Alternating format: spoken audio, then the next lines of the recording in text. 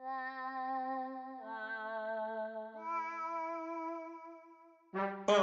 keep it playin' while some choose to play it safe. But check the resume, it's risky business in the AA. And I've been witness to this history ever since the 10th grade. We went from rock and brace to 10th phase. I twist my A head to the side just for style. Or throw on the Gucci bucket with the fly, super fly. Wow, the Southern pride been known to shut it down. It ain't so country though, this ain't no Goma Pow. Now party people in the club, it's time to cut a rug and throw the deuce up in the sky just for the shutter buzz. I'm double fisted and you empty, you can grab a club. Boy, stop, I'm just playing, let me dap you up.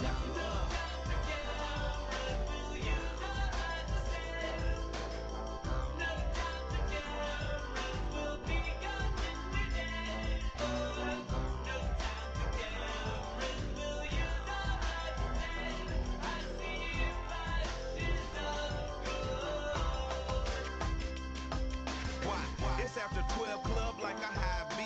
A beehive cause not everybody buzzing around me. Could it be the way that the verses sounding came up on the ghetto boys and the underground king toys? I had a prom calling pretty brown thing. Pink looked like root beer when the sun was shining. Known to keep a bad snokers beside me. Index finger on the case niggas is clowning. Not to flex but to protect my neck like the Wu-Tang. Self-preservation is the rule when you do aim. Or getting something more sinister. You gotta be the finisher. Make it so the doctors they can't replenish him.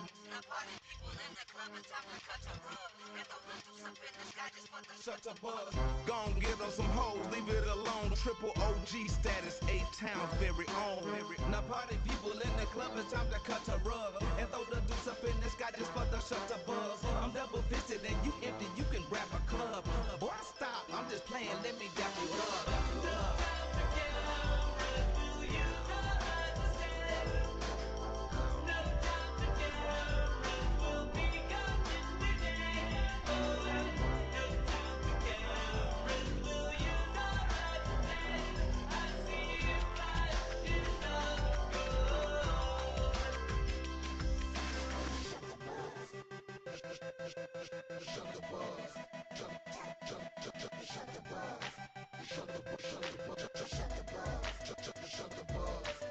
Now party people in the club, it's time to cut a rug and throw the deuce up in the sky just for the shutter buzz. I'm double fisted and you empty, you can grab a club.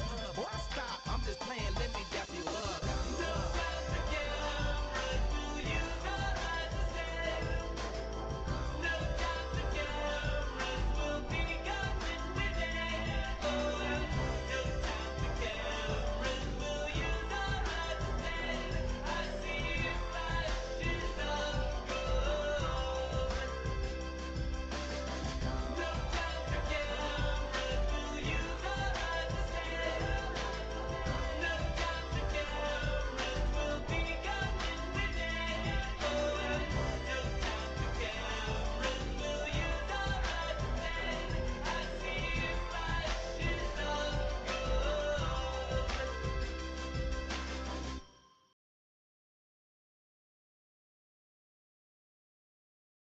See if my audio levels are where they are supposed to be. Hello. All right. So you're joining us this evening as we take care of one of the last few, remaining places. Well, one of the two remaining interiors that have not been fully addressed for the beta. We have the market and the radio station. The radio station I got a little bit of a start on many moons ago, and I need to get back to it. But as you can see here, what we need to do is we need to bring in, I don't think we really need one of those coolers, actually. We just need the butchery stuff. All right, yeah. Grab this stuff, and that is what we want. Here. And it sucks because we put a lot. I mean, Laura and I probably redesigned this market about a dozen times over the course of the last year. But hey, what was it? I think it was Will Wright who said, I like the Japanese concept of garden building, where it's like, it isn't about what you add, but what you take away. That That's a little, yeah, that's a little bit too much like, you have to listen to the notes I'm not playing. But no, there is something to it. And really, again, the first time we ever did this market, by the way, the first version of this market was when we played it, it was like 150 million 55 million tries. It was just really just, again, it was like our first stress test of Peace Island. So we just really put a lot of stuff in here to see, okay, what can we get away with? Yeah, put a little train. And actually, considering the customers are not probably going to see this, let's see here. I have just gotten used to the fact that we're going to be seeing, a little loading bar again and again and again. But hey. Let's see. Now, I'm going to put the train back. Actually, it should be smack dab in the center of the floor. And we had the tables, the butcher tables.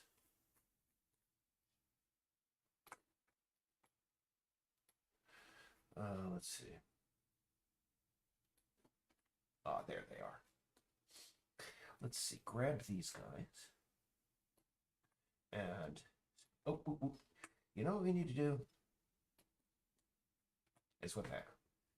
We'll just rotate everything and put it back into position. Let's see. Oh, it looks like we. I think we had a pile of those here.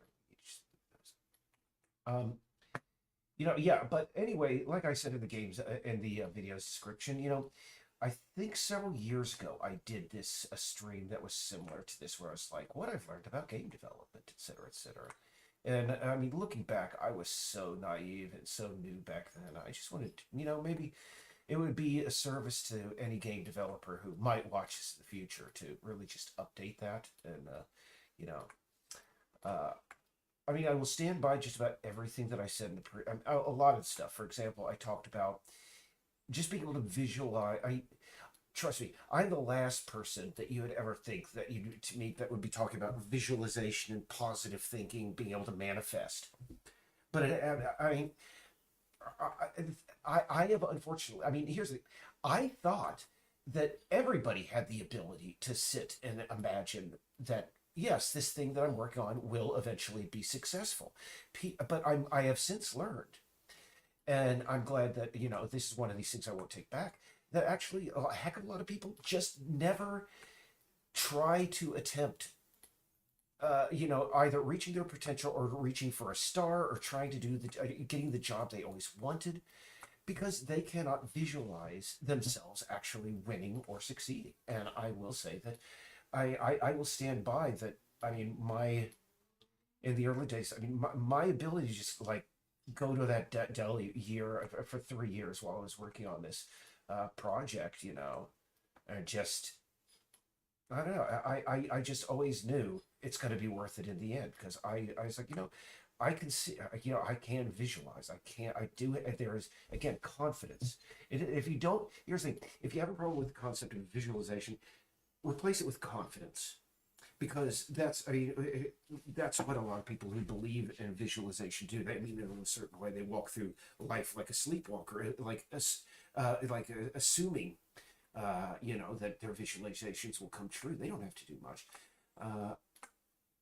and that's bollocks, by the way. You have to work your butt off.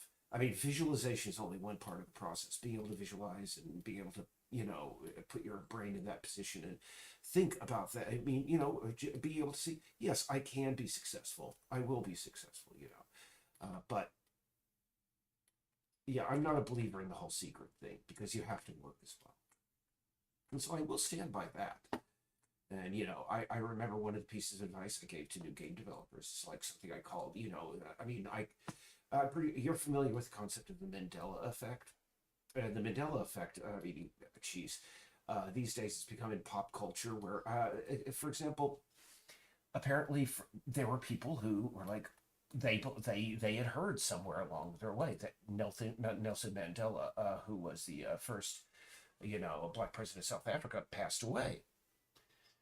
And even though it was not true, and there are still a lot of these sort of things going on. Their entire, YouTube channel is dedicated to Mandela effects and stuff like that. I mean, pretty sure we all have like memories of stuff that we thought, God, this is absolutely true. I mean, for example, I remember seeing a Wikipedia article, seriously, that talked about Weird Al Yankovic's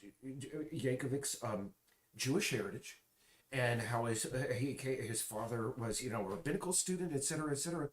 And now, I mean, honest to goodness, that was the universe I came from. But now, I mean, I live in a universe where he's a evangelical Christian, and I'm like, was I imagining that? Was somebody like just trolling, Wikipedia?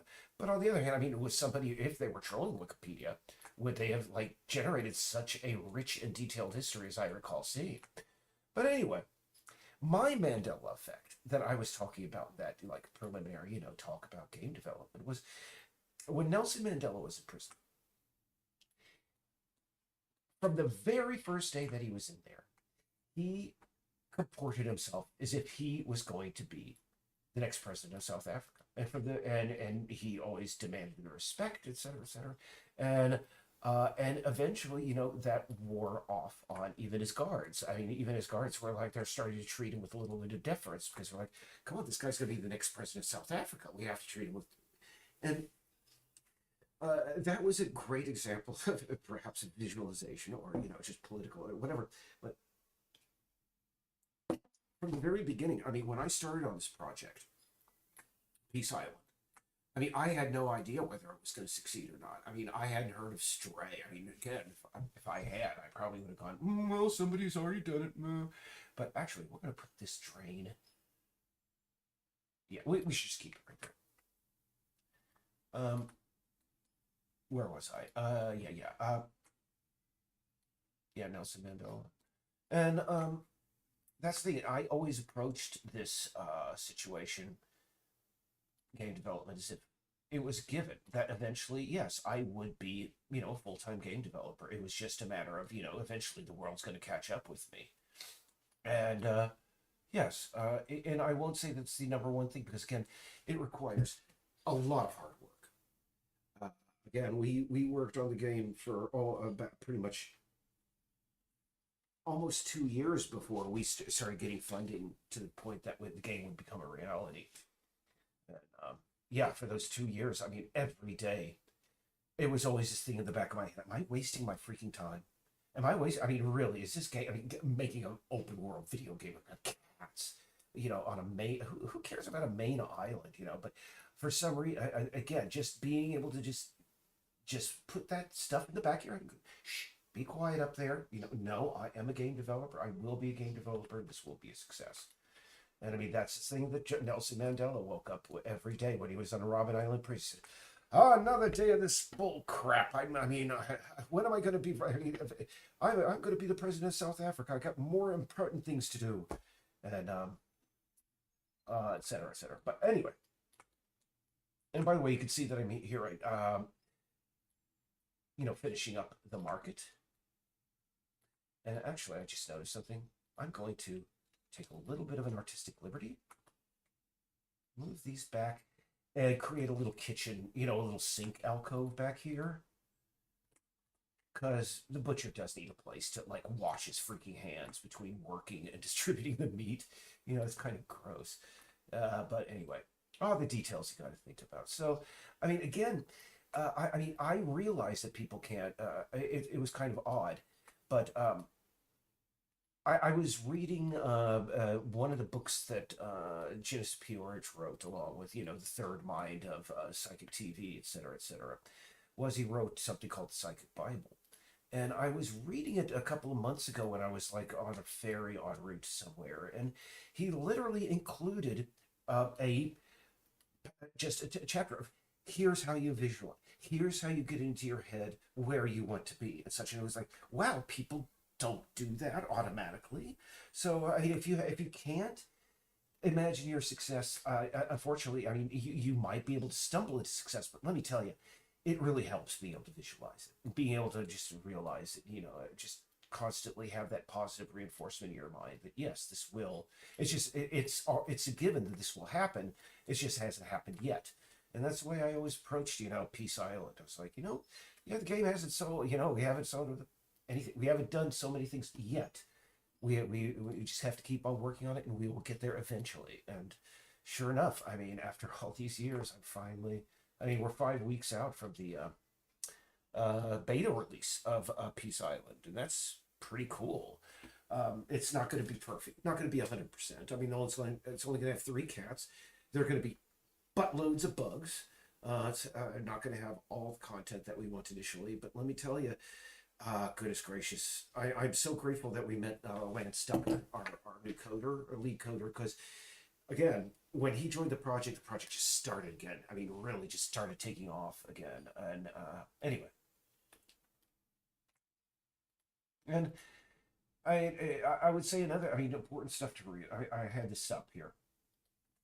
Important stuff about game, lowercase. Patrick. Let's see here. And it's like, I would have to say, confidence visualizing. And again, I am not the kind of person who's into visualization or anything. I mean, again, it's something that I always took sort of for granted that everybody can do. But I mean, and it's absolutely true. If you cannot imagine yourself succeeding, you're not going to make it. You just can't. And I again, it's sort of crazy for me to say like motivational stuff like that, but it's absolutely true. And I learned it the hard way.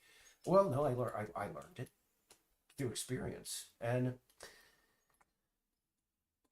all right, so we got the butcher's alcove back there. Now we need to, number one, go in here, get rid of, apply all the overrides, open it up, and fix that wall really quick. And yeah, see, I don't like that. We want the walls to be consistent stucco. Let's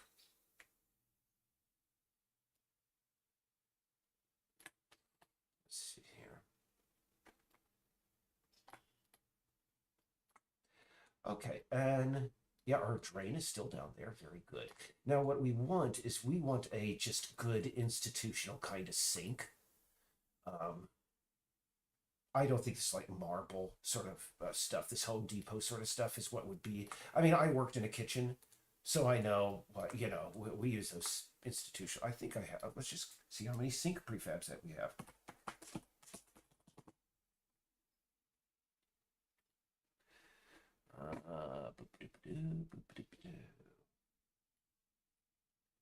Sink. Wow, we have duplicates. That's close. Oh, those the. Boy, that's yeah, hand sink actually.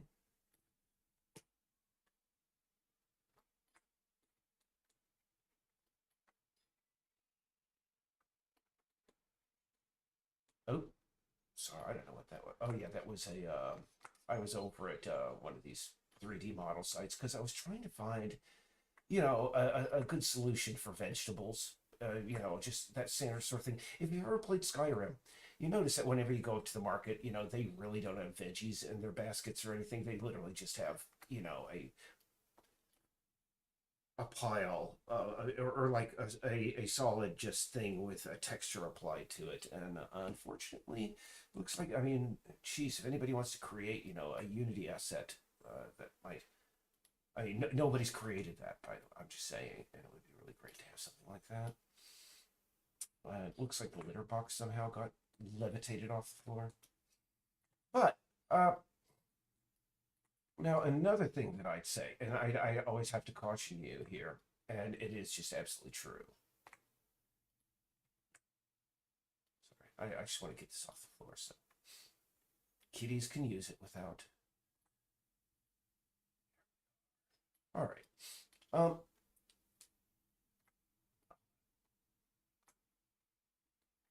I want to just mount this on top of the cabinet, just this generic metal cabinet. And I think what I could do is I'm just going to grab one of these freezers over here, shape it to our needs, and, you know, slap a little thing on top. Okay. In fact, heck, this steel table's good. Why don't we just use that? Because I remembered Ananias, we had stuff that was, you know, sinks installed into metal, just generic metal stuff. Let's see. I'm going to get back to my, motivational talkings just soon. I just want to get this 100% here. Oh, goodness gracious. Let's see here. I think I may have screwed something up here. I just have to make sure. Yeah, 1. I need to go back and change this to 1, 1, 1, because I was changing the subset, not the actual thing.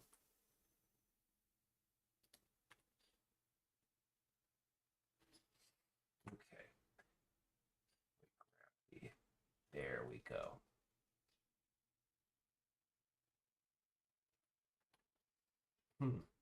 Actually, no, that won't work at all because, of course, the sync, blah. Oh boy, silly Eric. Oh, well, we're just going to put a hand sync there for now. I think that's fine.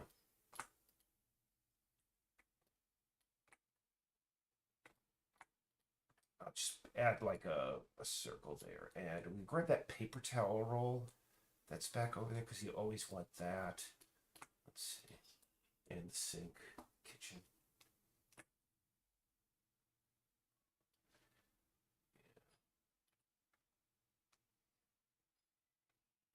Yeah, but anyway, let's see. The next thing I was talking about that I want to talk about is everything.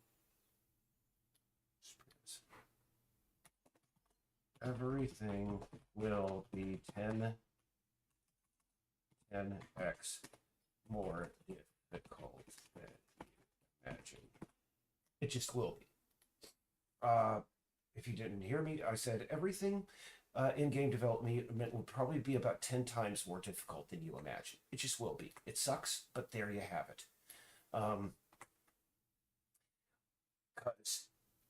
Well, I just recall all the things that, I mean, the player controller. Getting the player controller is flawed. I mean, the player controller is flawed as it is. Its only flaws are because we lack a proper animator. The animator that we had, oh goodness, I wish I could go back to the guy in India. I'm going to see if I can. Because I would like the cat completely reanimated again, right back to where it was. We just, unfortunately, made a mistake somewhere along the way. But anyway. Oh yeah, I wanted to put a cylinder. Maybe, hold on, hand sync. Maybe I can grab. Oh, no.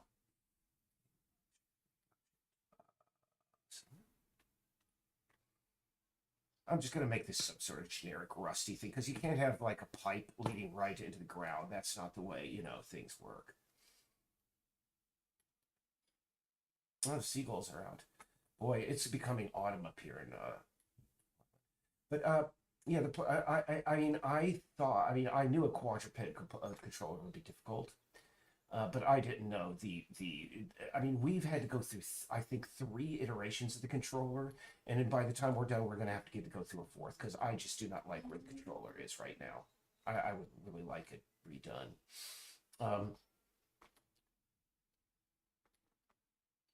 And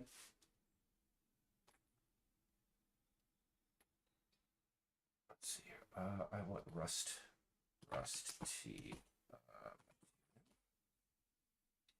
see. That's good Rust color to stick on that thing right there.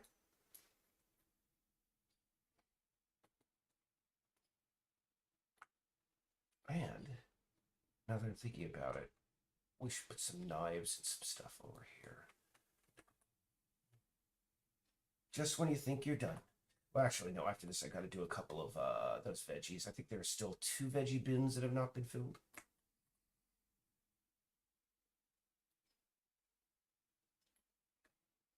Now, let's see. But after a while, can I just say, once you learn to adjust and understand that, yeah, everything is going to just be a much more of a pain in the butt each time, you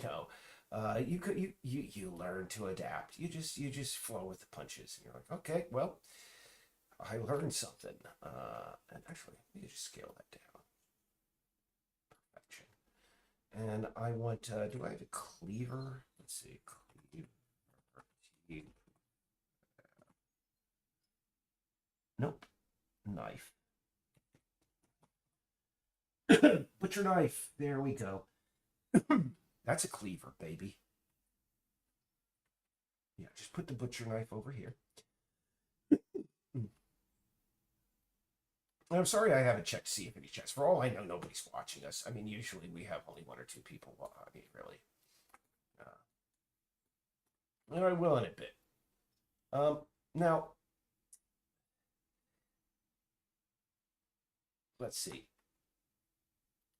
This is something that, I mean, a lot of game developers have. I mean, you might be able to escape it. I mean, some indie games are, you know, made by, solo developers. I think Papers, Please and Stardew Valley were examples of games made by a single person. But one of the most, another thing uh, you can't do everything. Yeah, there's some people who can't. I mean, for example, the coder that we're working with right now, Lance Stucker.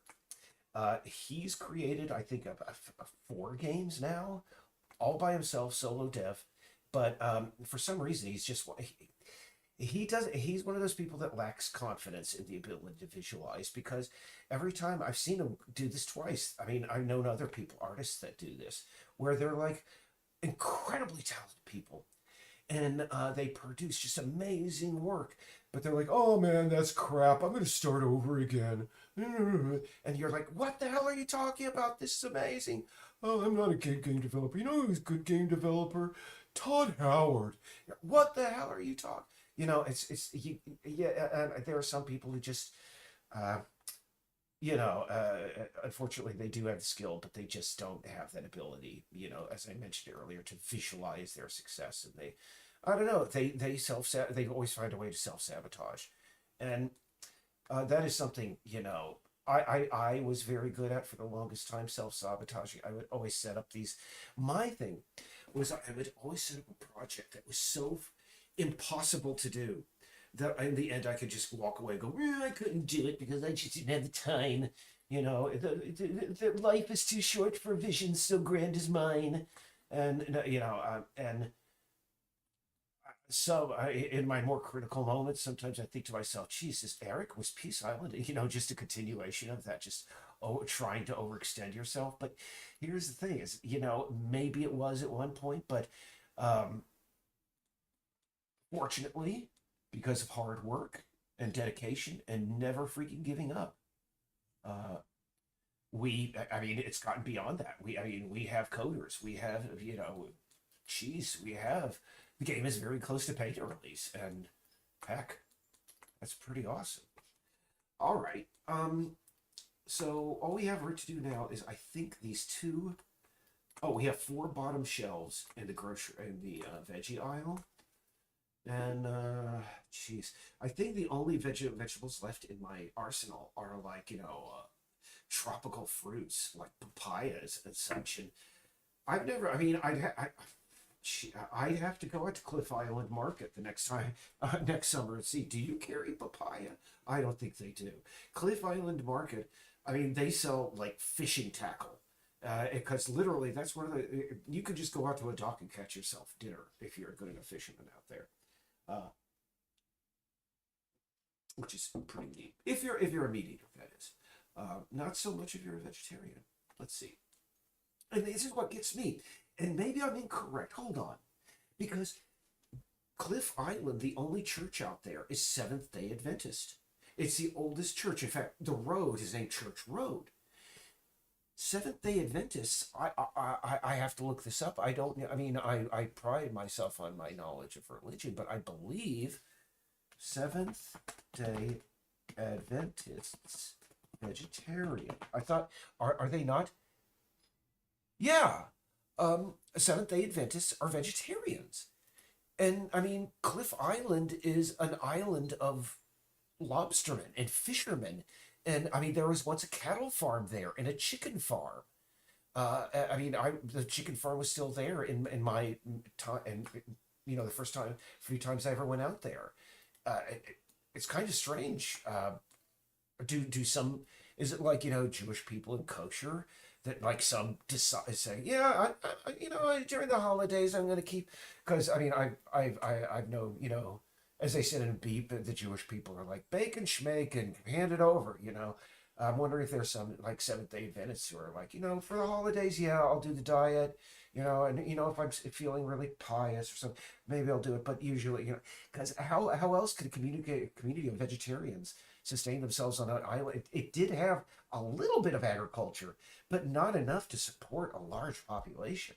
So I'm just odd. I am just not odd, but just weird, just odd.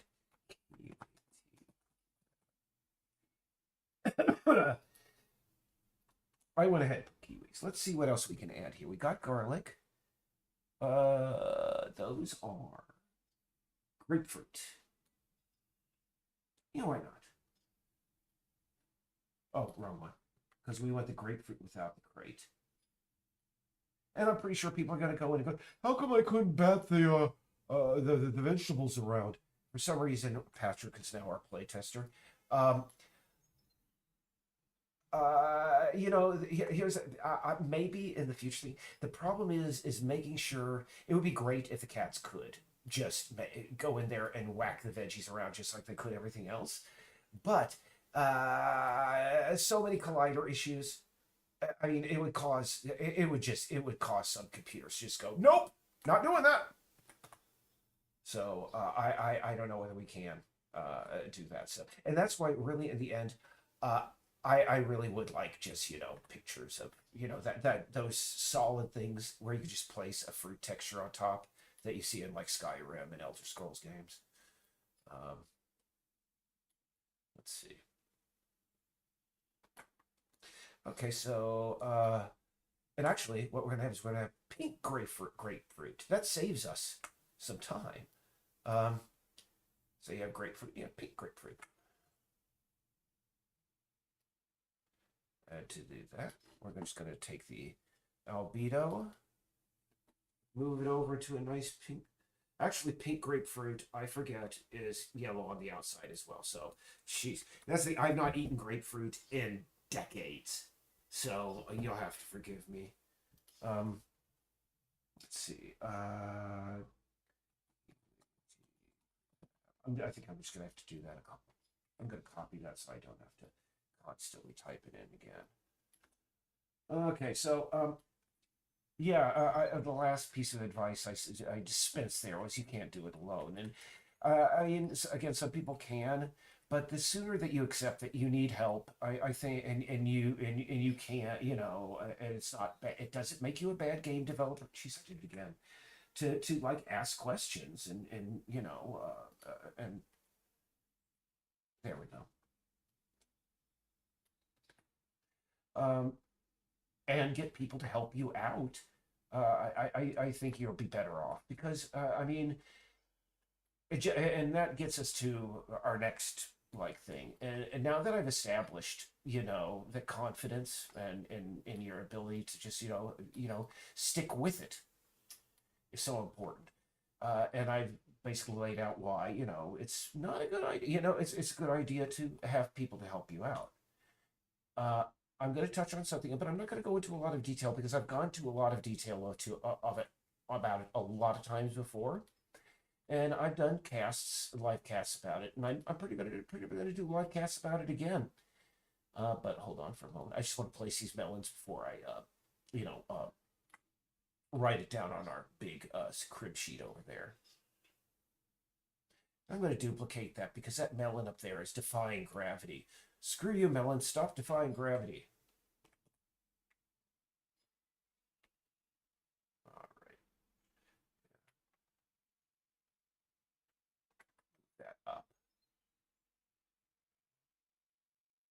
I mean, if any Seventh-day Adventists are watching, tell me about that. 'Cause I'm genuinely curious. I am fascinated by even though I'm an atheist agnostic, I am absolutely fascinated by religion.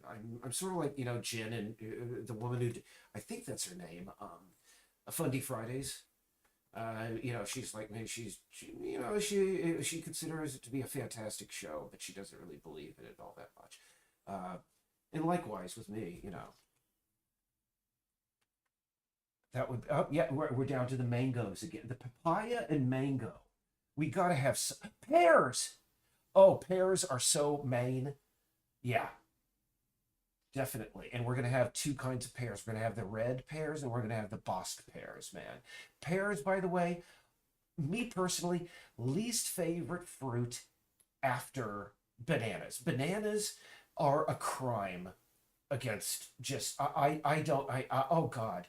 And yeah, I know the genetic thing that there used to be, a more sweet kind of banana, and the current bananas are probably going to be extinct. Good riddance. And even though I understand it's like the fourth most important cash crop on planet Earth, so really no. I mean, it could probably cause a lot of environmental and and economic problems. But really, seriously, bananas, just oh god, no. I would rather. Oh god. Oh gosh. I'm trying to think of what I would rather do than eat a banana. But jeez, I would sit through a Jordan Peterson lecture before I would eat a banana. A 3 hour Jordan Peterson lecture before I would eat a single banana. That's how bad they are. Pears, they are their own criminal, and I can't, because they are so their sweetness is just cloying, and they're gritty. Fruit, I don't like my fruit gritty. It's just I just never could get over the grittiness of pears. But why not? Let's just stick them in there. Because heck, right now I just want to get the job done. You know what I'm saying? Move these back a little bit so these are not as apparent. Okay, apparent. Get it? Oh God, Eric. Anyway, let's see here. Like I said, we're gonna make these into the red. I forget what those are called, but the red pears. Let's see what we could do here, and that's okay. So image adjustment, use saturation. Yeah, and the thing I'm going to talk about next while I'm working, and we're going to saturation, is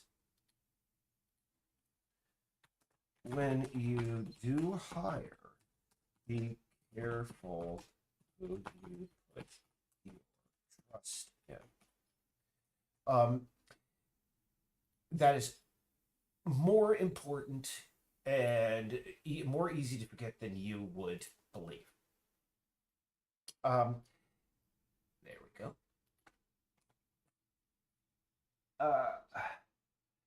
Understand, video gaming and the production of video games is uh, the largest and most profitable entertainment business on the planet. And whenever you have markets and capitalism entering things, I'm very sorry to say, you will get corruption and you will get scammers. And I mean, really, maybe I should, and because, well, just because. And trust me, if you need more detail on that, pretty sure that just let me know, and I could do another whole podcast about it. And oh, boy, that'll really make some people upset, and I won't mind. The thing is they're the kind of people I like making upset. So, anyway, the red pear on there. There we go. But we don't have the same map, so we got to go in there and apply those really quick to the new texture. Let's see, normal map, occlusion. And because the video game industry is so big, it's a dark forest.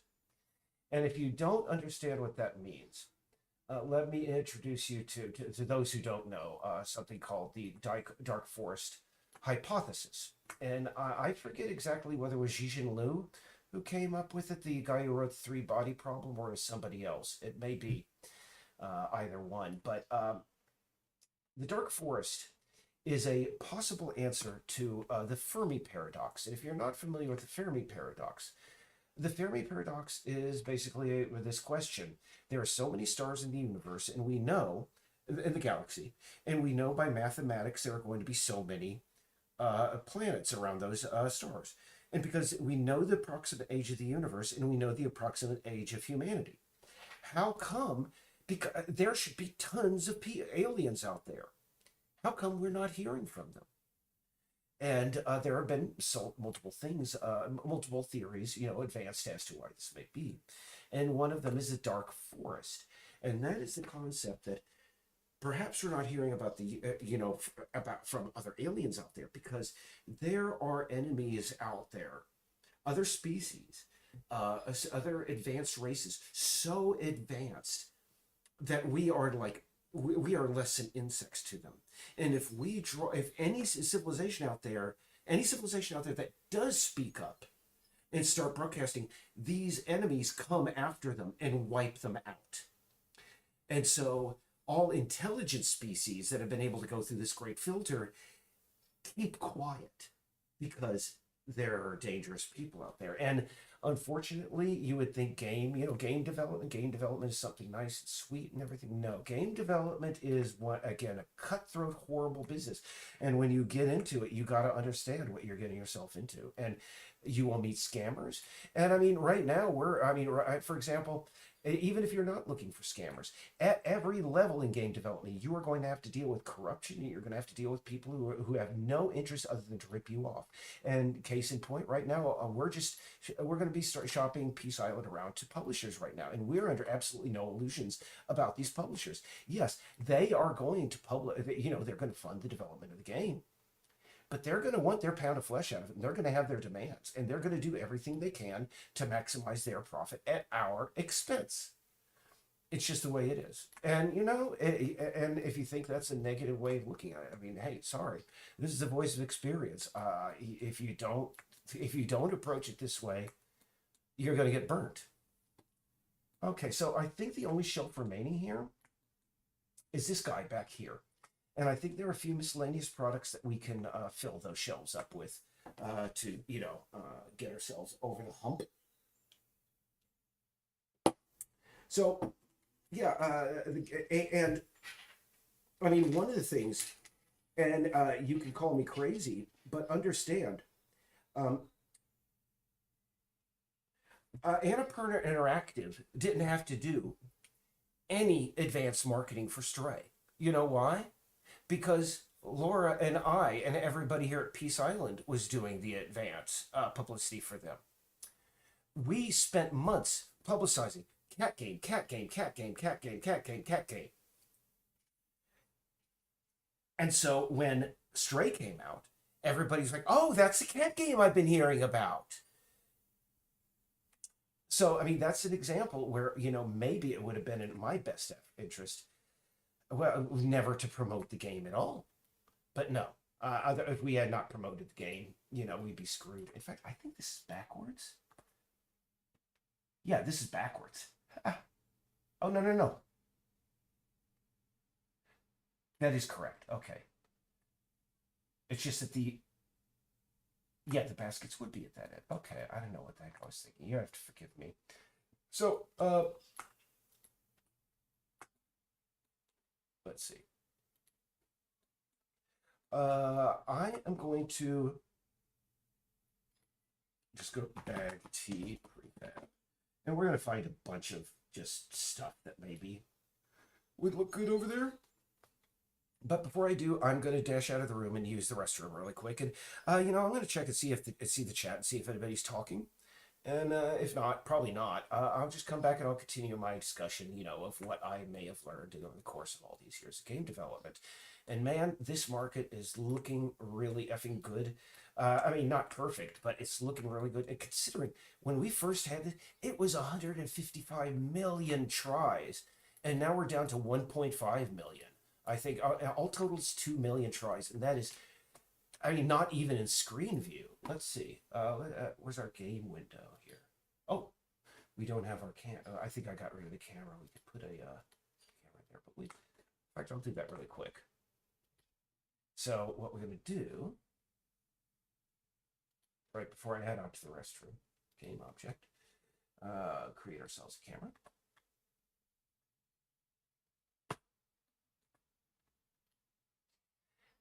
I'm going to place it over here in the corner of the market. near the ceiling. And we're trying to get as much product in view as possible. Let's see here. Yeah. So now we go over to our game window and we just take a look. 813K tries. That's less than 1 million tries. I am just very, very pleased with how these things have turned out. Oh, I just realized we need to add large cola bottles. Those can actually be put, let's just see over here. This seems to be the drinks aisle, so, yeah, oh, no, wrong aisle. Yeah, this over here. Oh, look at this, we have an entire shelf. Awesome. Yeah, we'll just put a lot of cola bottles up there. So really, we have this shelf, these two, and then this over here, and then we're done. I'm probably going to continue working on this for the rest of the live cast, because I really want to get this interior done. It's, oh gosh, first we put it in, then we took it out, then we shook it all about, and it's getting so close. And also another thing I finally got done today is, it used to be that these coolers were full of items, and now we just have the flat images, and you could see, you know, we have the normal on there. So when you view these products over here at an angle, they become a little bit darker, but straight on, they're bright. Yeah, that saved us literally probably a close 200,000 tries, just doing that. And we also replaced the products inside the coolers with flat plain maps. That was something I've been meaning to. Just like I want to replace these fruit eventually, with just flat plain maps. See, yeah, we're gonna finish up those shelves when I return. So I will just go. Let's see. I'm gonna be right back. Put this back up.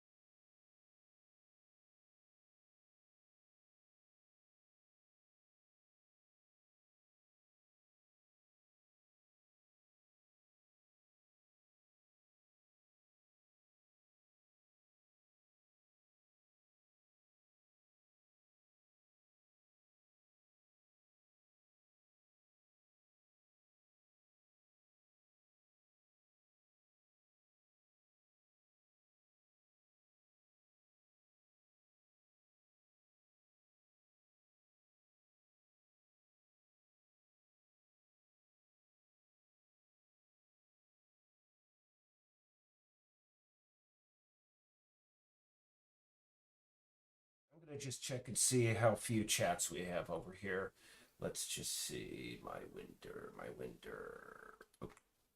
All right. Oh, a lot of stuff from Wayne and Heather. It seems people have been talking this entire time. Hi, sorry, I'm gonna just catch up on this really quick. Hold on.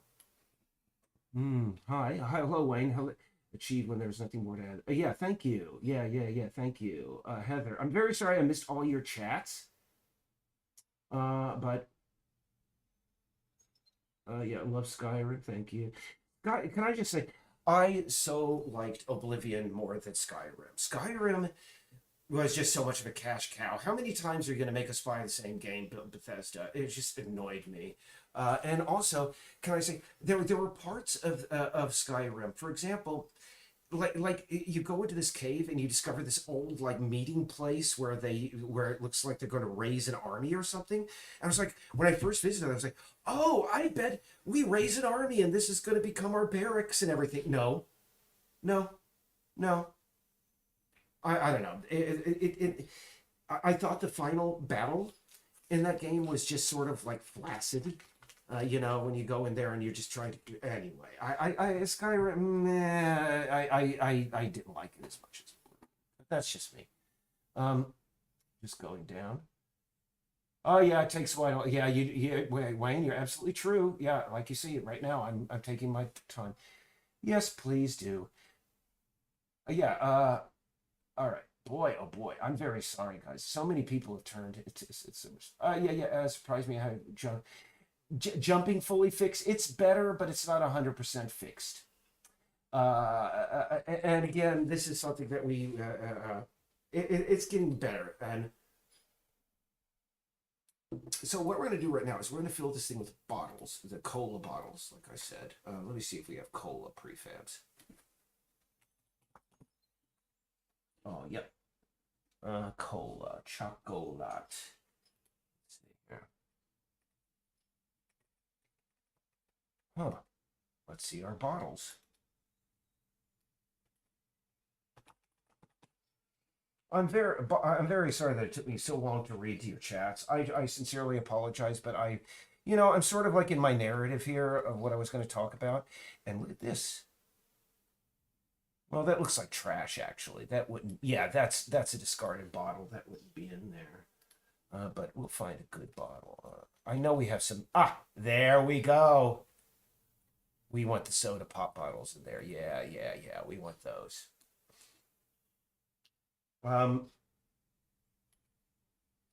Yeah, and I'm going to try and keep the chat open, and I'm going to check in more often, but I want to continue on my narrative. And, I don't want to like using foul language and such, but, there's I don't know if anybody's read the comic book Preacher. I was a big fan of the comic book. The TV show was an atrocity, and I blame Seth Rogen. I don't blame the writers, because what can you do when you have this, like, I guarantee you every like two hours, like this bleary stoned Seth Rogen would just blast into the writer's room, which is an absolutely stupid idea. Like, oh, let's have ninjas dressed in white, guys. And of course the writers would go, Seth, there were only ninjas once in the entire Preacher series, and they wore black. That was when Eisenstein was like researching corruption within the Grail. He goes, "Oh man, no guys, it'll be great. Trust me, white ninjas, white ninjas." And then he'd like just like go and get lost in the woods for a couple of hours, and then he'd come back with another stupid idea, and they'd have to do it. And I mean, they did and it sucks because Preacher was such a fantastic story. I mean, I have no problem with the different racial makeup, like Tulip hair and such. No problem with that whatsoever. But honest to goodness, they had the perfect story, a fantastic story, and they decided to just throw it out the window and come up with a lot of stuff that had absolutely nothing to do with the comic book.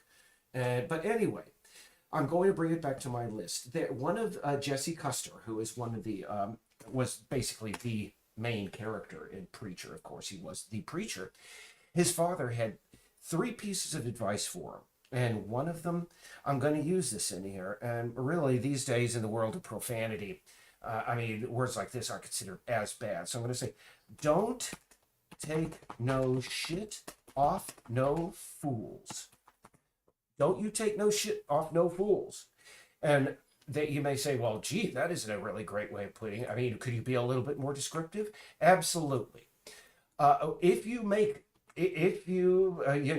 go into the dark forest and you hire some people, and after a few months, you hand a certain part of the development over to them, and after about 3 or 4 months, they have either nothing to show for it or absolute crap, and you know yourself that you could have done better by yourself.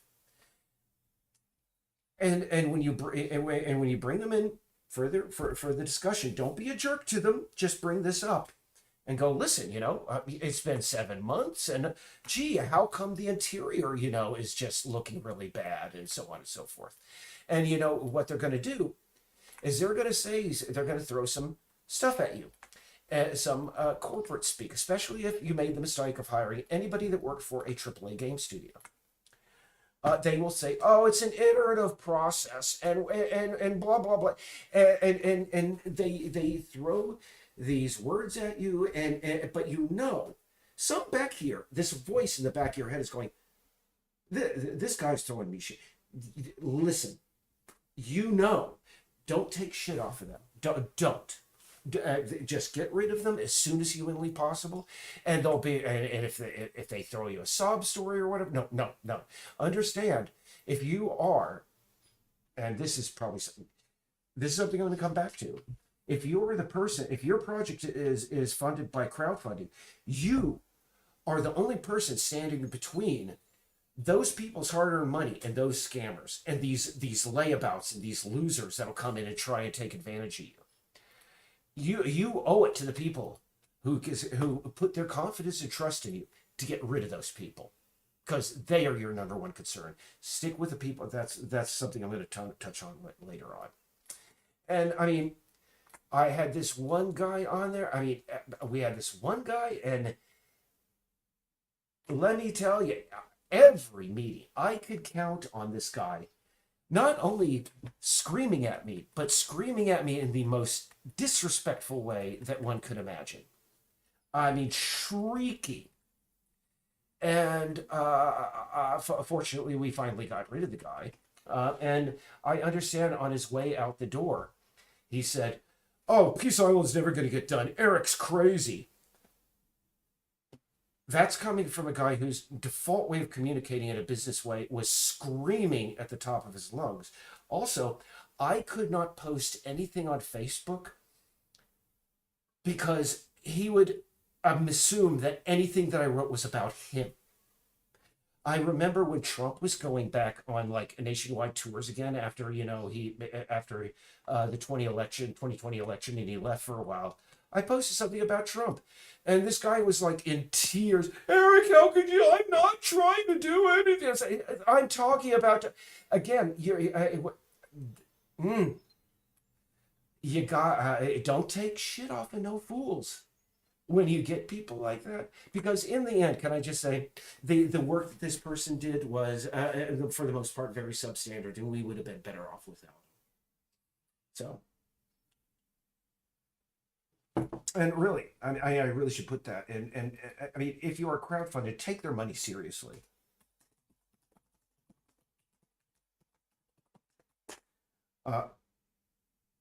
Be faithful. Your supporters are your number one concern. Your supporters are your number one concern, aside from developing the game.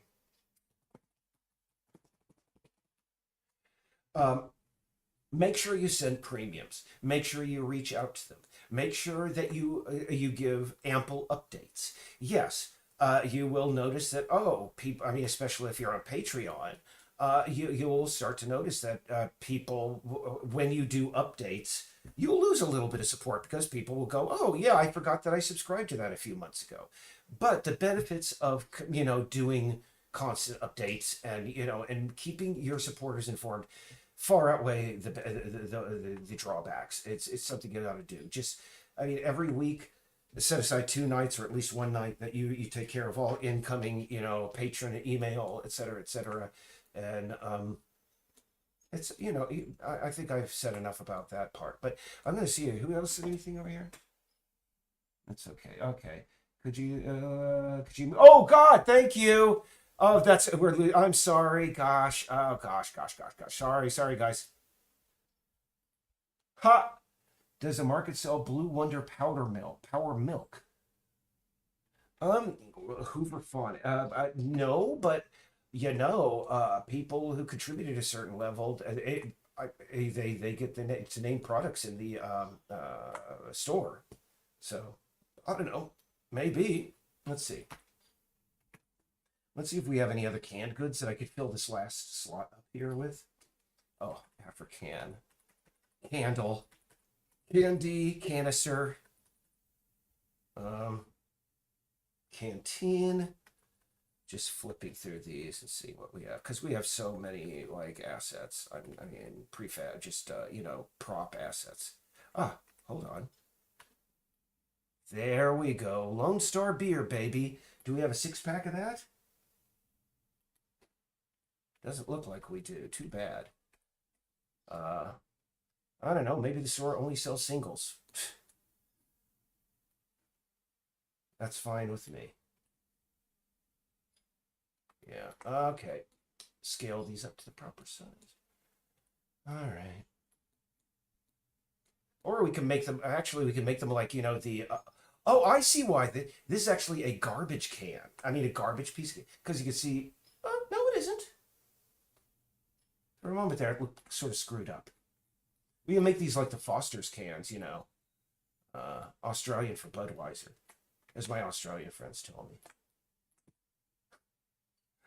Oh boy. Let's see here. Yeah, let's say we just make them like the big ones over here. We make, you know, a Foster's size can of beer out of that sort of thing. We just do it, you know, a row of them up top.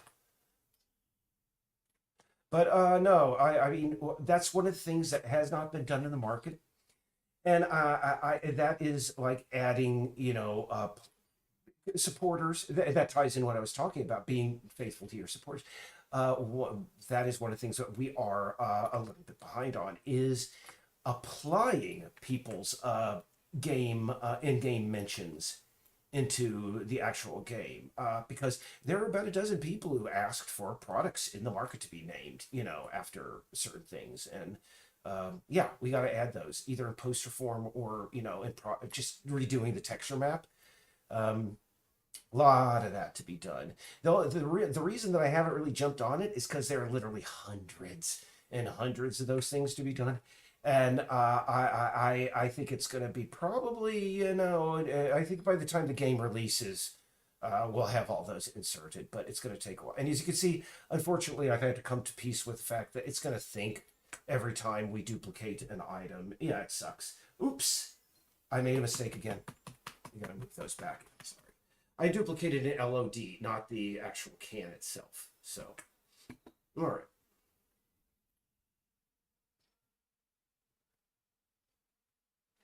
Yeah, weird. And what is this? Okay. Um, actually, I don't like all those levels of detail, but we can deal with that later. Boy. Goodness. So in the end, what I say is, let me just go back to that. Is you know, again, dance with them that brung you, as Molly Ivins said. You know, if you don't know Molly Ivins, she was a political writer for a Texas newspaper back in the day. She was quite an entertaining writer.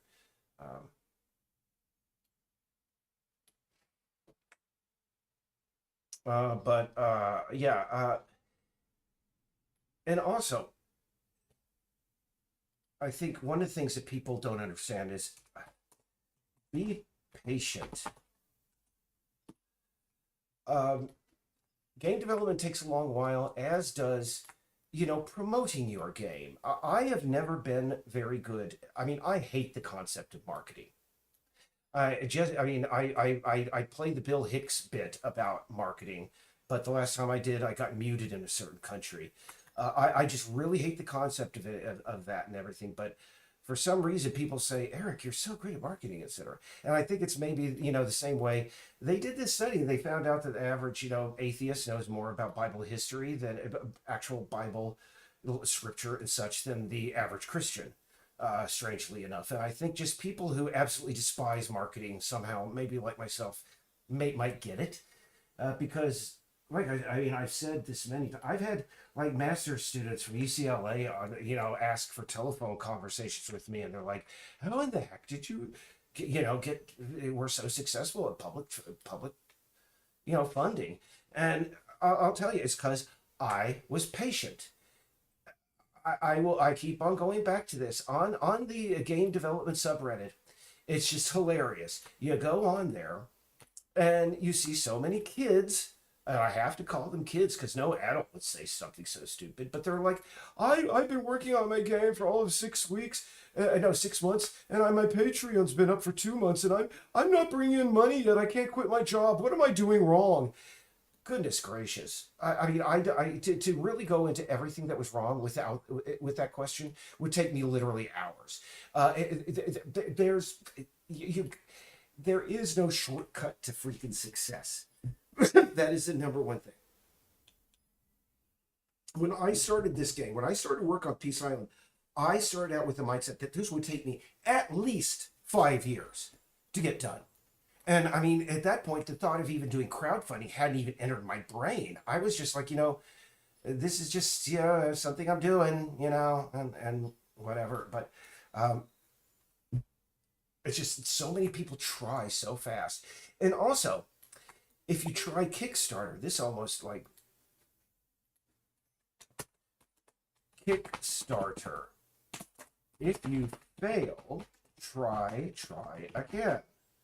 This is vitally important because I've seen so many people start a Kickstarter and they raise a decent amount of money, but I mean, initially, but when they find out, oh, I'm not going to raise the huge amount that I asked for in my first, campaign, they go, screw it, I'm moving on. I'm going to be, whatever. Something's wrong with them, not wrong with me. No.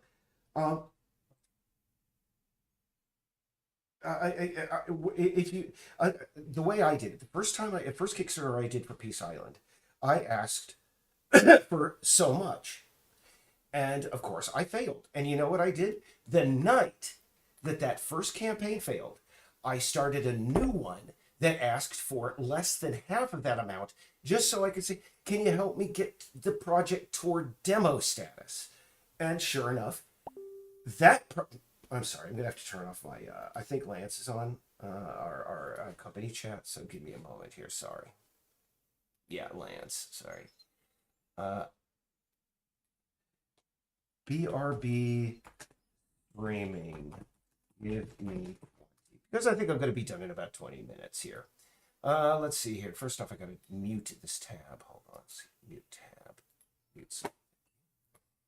And yeah, let's see what else kind of cans that we have that we can maybe stick down there. Oh, that's the soup, right? Yeah, that's the soup and the beans. We already have the baked beans, I think. Do we have baked beans? Do we have baked beans? Oh yeah, down there.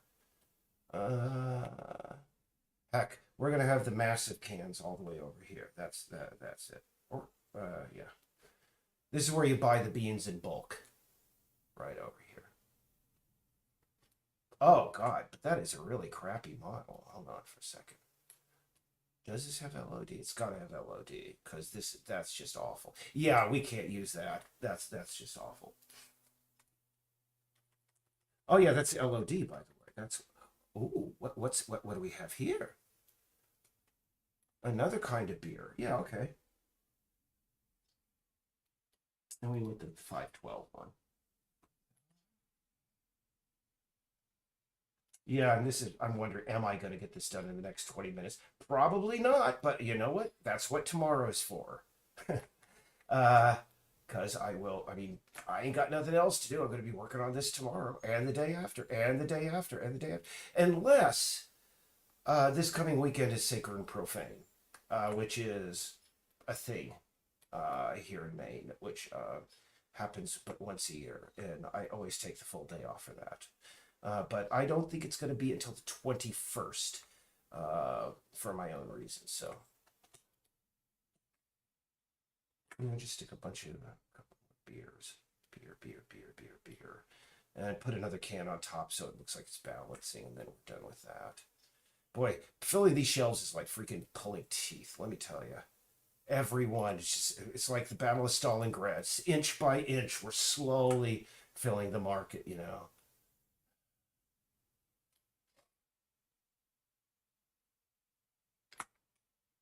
But yeah, you have to understand, if you're not going to get everything right the first time. So I mean, again, that was something that I constantly see people doing, is they're like, oh, if my first Kickstarter failed, then I'm just gonna go, oh, my project sucks, blah blah blah blah blah, and it just whatever. So again, give yourself, just don't, and really, I consider you have 20 minutes less. This is the number one freaking piece of advice I can give you, and that's why I'm putting it all caps. Don't give up. Don't give up. Because let me tell you, if I gave up all the times that the project had a setback, or somebody told me that my project was stupid or whatever, I would have given up a dozen times.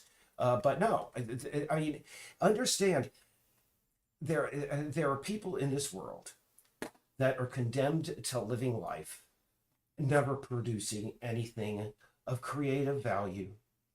And when they see somebody out there working their butt off, trying to trying to do something different, trying to do something on their own, trying to, you know, that you're going to run into haters. You're going to run into people. And you know the reason they do that is because they can't visualize. They lack confidence, or they don't have anything. They can't even think of anything that they could sell if they had the gumption to do it.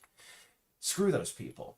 Because every day that you stick with your project and go back to work on it and make it get a little bit closer to being done, is a big glowing 50-foot neon middle finger to every one of those people out there, and that's all that those people deserve. So and that brings us full circle back to the first thing. Is having confidence in your project and having confidence in yourself. And trust me, I mean, I grew up in a household with, you know, with a sibling, and so, you know, with etc. sibling rivalry. I mean, I never had anything that everything that I ever did was made fun of, and as a result, it took me a very long time, well into adulthood, to, you know, get confidence in myself, and, you know, not be just automatically go, oh no, my God, people would ask, what are you working on here? I'd be like, oh no, it's garbage, you know. And it took me a very long time to get beyond that, and that's why, dude, you just the reason that we are here, you know, and we were successful on, you know, so crowdfunding what other people weren't, is because we never freaking gave up. And whenever we encountered somebody that said, you know, oh, too bad it'll never go anywhere, good idea, no, too bad it'll never go anywhere, screw that person. I mean, heck, invite them to the release party of your game. That'll be your revenge. Okay, just ignore them. Just don't give up, and of course, send them a copy of the game when it's done. Send them a copy of your project. I mean, if you get you know, that's what Harlan Ellison did to a writer whom I greatly admire, by the way. He did. He had a professor that just basically demeaned his writing, and Harlan, being the guy that he was, just punched the teacher right in the nose, and he was expelled. And throughout the rest of his life, every time Harlan Ellison got published, he sent a copy to that teacher just to prove him wrong. And I mean, that is the reason. I mean, the best revenge is living well and succeeding. And that's the best advice that I can use. Don't give up. There is a great Mike Straczynski. He's the guy who wrote, you know, Babylon 5, Captain Power, a lot of stuff. He worked on Sense8. I was just not a fan of Sense8 at all. But he did a very good thing about just not giving up and the importance of that and just sticking with it. And one of the best video game documentaries I saw about, like, some person who would just not give up was the guy who made a game called Kenshi. I mean, he was a guy that was trying something really radical. If you've ever played Kenshi, it's one of the first, like, games in the American market that was literally just a misery simulator. That the challenge was just making sure that your people in your party survive just another day for the first, you know, half of the game. And boy, that guy, again, budget of nothing, and the first time he ever started Kickstarter, he asked, I think, for just a bare minimum of what it would have taken for a game, and he only got like $16. And again, anybody on game dev, Reddit, would have gone, oh man, nobody likes this stuff, I'm giving up, and would have just stamped their feet and gone. This guy, he stuck with it, and he stuck with it. And and when he finally released, it sold over 1 million copies. It was one of the most popular games ever, you know, that year. And that it's just so important not to give up. And you know, I'd like to say don't compromise, but I've had to compromise so much in the development of this game. I mean, I maybe I'd have to say go back and add retroactively. Don't be afraid of compromise. Some of the oops, all caps, sorry. Afraid of compromise. Because there are a heck of a lot of things that Laura and I wanted to do in this game at the very beginning that in the end we could not do. Because I will confess, we did not know the game, the Unity engine 100% when we started. We were like, oh, we know enough to, put the game world together, have the cat run, get a few things working and everything. But we'll learn it along the way. And when we learned that we could not do certain things that we wanted, we wrote around it. We had to write around it because don't be afraid to sacrifice, something, just sacrifice a battle in order to win the war. Yeah, it looks like right now I've only got these like few shelves left. Oh my God, it's so annoying. Let's go back to bag. Refab. Maybe we can find a few bagged items we could just stick back there. Yeah, it could be a mystery bag. A shelf just full of garbage bags. Look at that. Organic potatoes. How come those aren't out there? Crazy. Those need to be actually, those would be really freaking big. What we do here is we move the peas. No, that's the drinking. Oh goodness. Nah. I'm just gonna stick they're fingerling potatoes. Oh, actually, no. Oh goodness, no, I can't. Actually, I can't cancel. What I'm going to do is I'm going to turn that shelf off and then stick the potato bags up there. Or move it up. There we go. Except did I get yeah, I got the brackets. Okay. That means we could stick the potato bags up there. Let's see. I had it. Where did it go? Oh, yeah, there it is. Potato bag.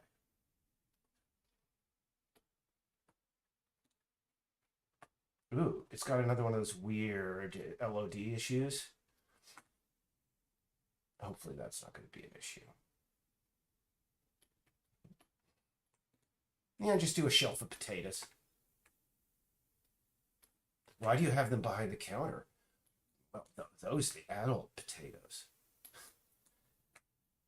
Or maybe we can make it so that somebody on the island was actually like using them for some sort of weird illicit purpose. They have to be behind there, Oh boy, somebody learned how. You see, this is why we can't use them. Sorry, we just can't use that. See, as soon as you're out that far away, in fact, let's just see. Maybe we can alter that.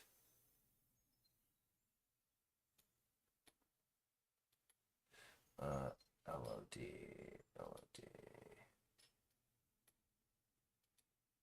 Let's see.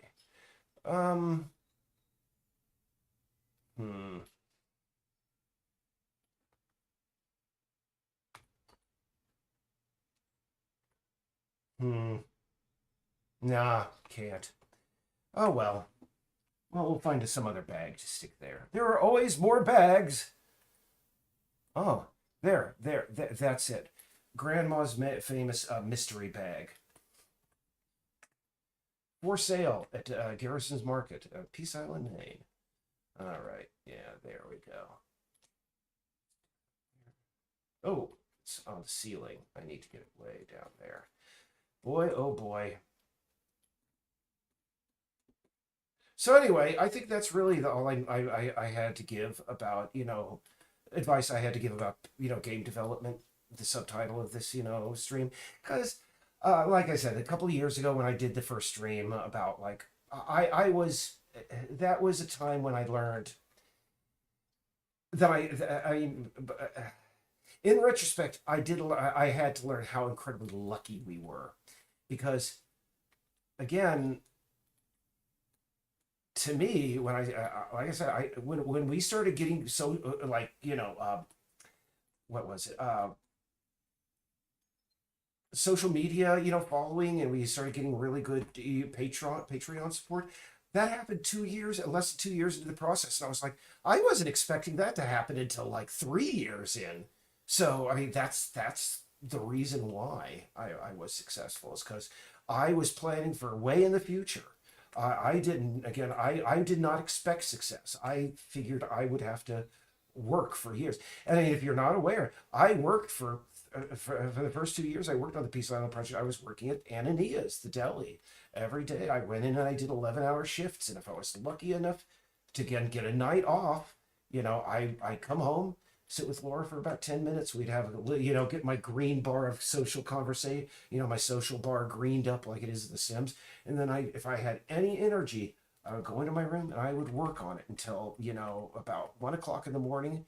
And then the next day I'd get up and I'd do the same dang thing. Okay.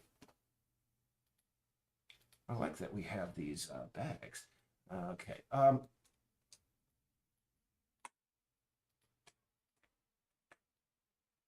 They're ugly. Yes, they're plain, but dang it, I'm just so sick of the market. I want to get this done.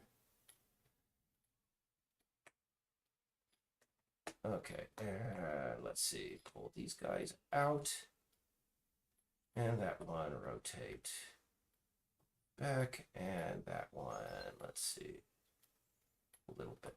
Because, yeah, it's kind of stupid that I'm spent so much time. So really, all we have now is this top thing, which can be filled with, I guess, goober peas, that pecan that we had, and or something else. I don't know. But really, I'd say all told, I have 2 shelves to fill. I have that one and cumulatively this one over here. I really thought I'd get it done tonight. I still might. But again, here's Lance is our #1 coder. And when he needs me, again, considering we pay for his time, God, I mean, and maybe that's she's retroactively going to add one last thing. If you do find, when you do find good folks to work with, value. And this is something I've been always very, very adamant about, is be very honest with the people that you work with, especially when it comes to the financial viability of your product, of the project. There have been no less than 3 times in my life where I was working for somebody and I showed up, for work one day thinking everything was fine. And we got there to find, them hauling everything out of the, the offices and going, well, the company's bankrupt, guys. Nice seeing you. You might want to apply for unemployment now. No, you can't be that way. I mean, if you work with somebody who does good work for you, treat them with the dignity they respect, pay them a decent wage. And, if they need something, if they need information from you and you're the lead dev, I mean, you got to understand your position. You are the person that they go to and you cannot leave them hanging. I mean, they rely on you and you should, honor that. So, as I said, I think I'm done now with the exception of those 2 goddamn shelves. And I'm looking forward to later in the evening when I'm going to have this done and I can move one more thing. Because I've literally been working on this all freaking day, I think. This is the one thing I've been working on today and it would be great to finish it by day's end. So, what I'm going to do is go up here. And I'm going to check chats one last thing and see if anybody has said anything. Okay. Oh, yeah. Oh, true. Hey, that's a good idea. Yeah, it's Peace Island Radio. Yeah, that's a good idea, Wayne. Maybe I could put a row of radios in the background right there. Hey, yeah, we could just call them weather radios. And yeah, we want to put up signs of stuff, of price tags and such. But yeah, weather radios. See, no sooner does oh, actually, Lucas, we have different kinds of radios. What are you talking about? Maybe it's because we only have that one. Yeah, look at this. We got that. But really, oh, we got the old-timey radios. We got everything. Look at all the radios we got. It's insane. But I do like that idea. Let's see. Come on. There we go. And it isn't this radio. It's the other one. It's this guy here. Right? Yeah. All right. Jeez, I said I was going to call it quits, but no. Yeah, I think we go. Yeah. All right. That isn't the radio that's found in the game. Where in the heck is it? Let's just scroll through all of our radios. Let's see. Radio player. Oh, that's a radio audio player. I think that. Oh, crash!